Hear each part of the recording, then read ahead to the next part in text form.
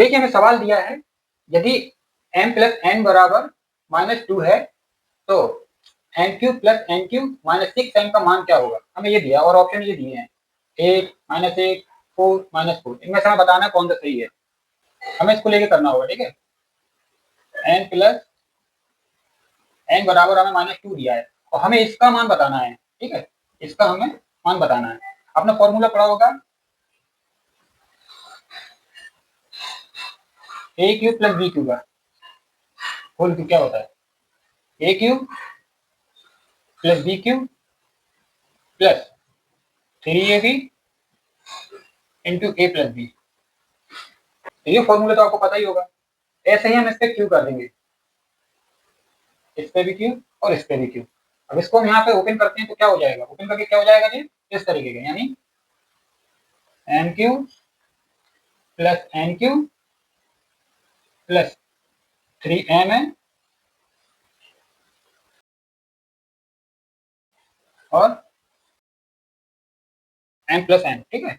ये हमारा फॉर्मूला बन जाएगा बराबर, ये कितना हो जाएगा, ये हो जाएगा, देखिए अगर इसको आप ऐसे ओपन करेंगे तो -2 -2 -2 ऐसे ही होता है ना ये, ठीक है।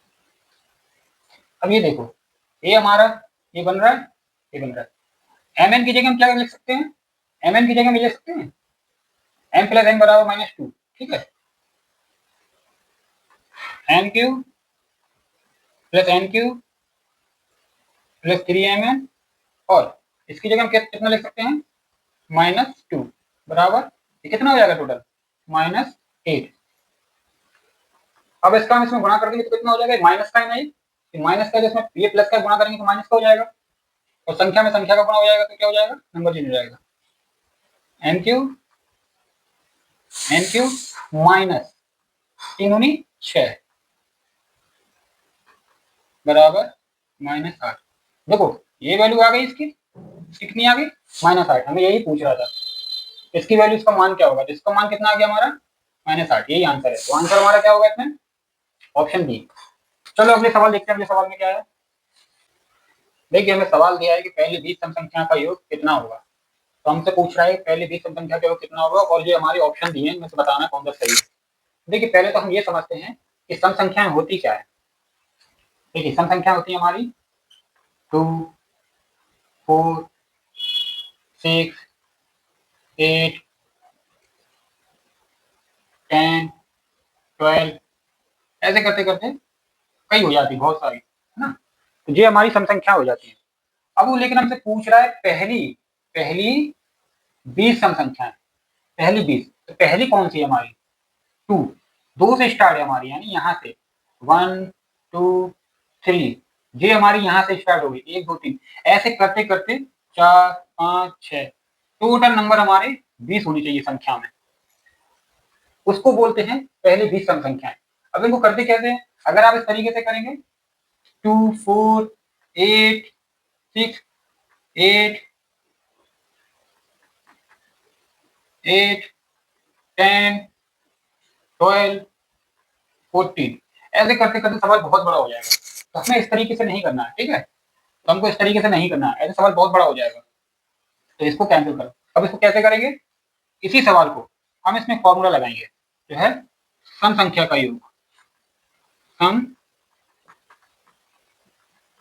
संख्या का योग क्या होता है, n प्लस 1। n हमारा नंबर होता है, ठीक है। नंबर क्या हमें दिया है 20, है ना।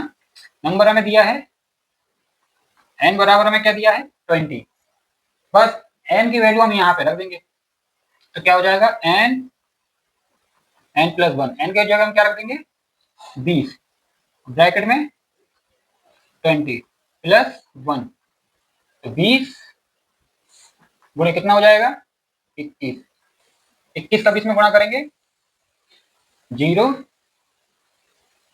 2 और 4, यानी 420। 420 हमारा आंसर आ जाएगा, क्योंकि हमारा इसमें से कौन सा है 400 सी, ये वाला सही है।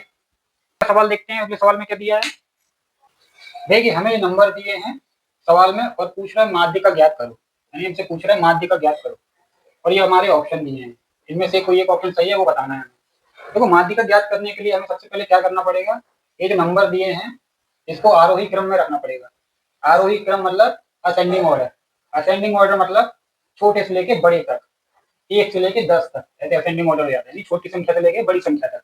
तो छोटी संख्या हमारी कौन कौन सी इनमें से, नंबर लिखते हैं पहले हम, 15, 23, 29, 25, 11, 33, 26, ये हमारे नंबर दिए हैं। इसको हमें क्या करना है, आरोही क्रम में करना है।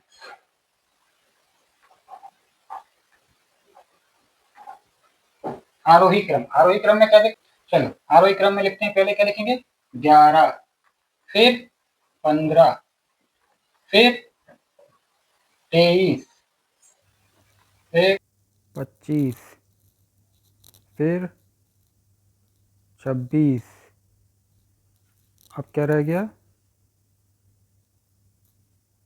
29 और 33। कल देखो हमें चेक करना है सारे नंबर हो गए, हाँ सारे हो गए। अब इसमें से हम क्या करेंगे, जो सेंटर का पॉइंट होता है, सेंटर का पद, हमें उसको उठाना होता है, ठीक है। जैसे 25 है इधर पे सेंटर में, तो हमने 25 हमें ले लेना है, और जो बाकी के शुरू के 3 और लास्ट के 3 है इनको हटा देना, इनसे कोई मतलब नहीं होता। माध्यिका में सिर्फ सेंटर का पद लिया जाता है, ठीक है। तो कितना आ जाएगा, 25। हमारी माध्यिका कितनी हो जाएगी, 25।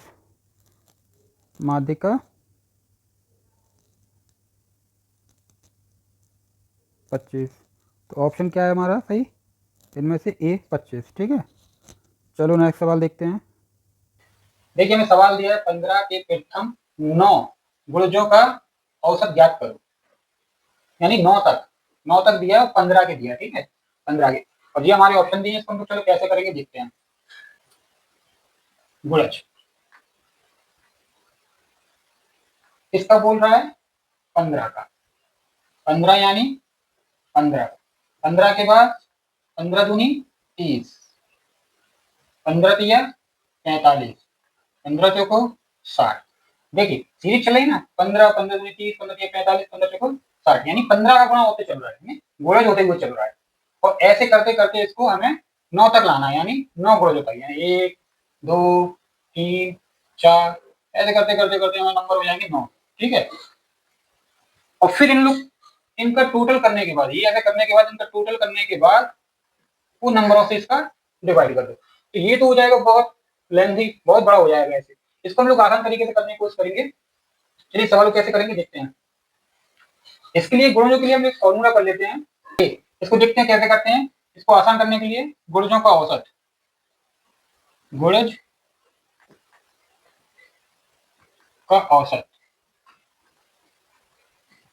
कैसे करेंगे, देखो ये आपको पूछ रहा है 15 का, ठीक है, 15 से बोल रहा है, 15 गुणे ब्रैकेट में ये कितना दिया है, 9, 9। इसमें बस आप एक काम करना, इसमें आप 1 ऐड कर देना, बस 1 ऐड करके 2 से भाग कर देना है, कितना आसान। बस 9 में हमने कितना जोड़ दिया, 1, और 2 से हमें भाग दे देना है, तो जो गुणजों का औसत आ जाएगा, कितना बोल रहा है, 15 10/2 बराबर कितना गया, 5, 75। ये हमारा आंसर हो जाएगा।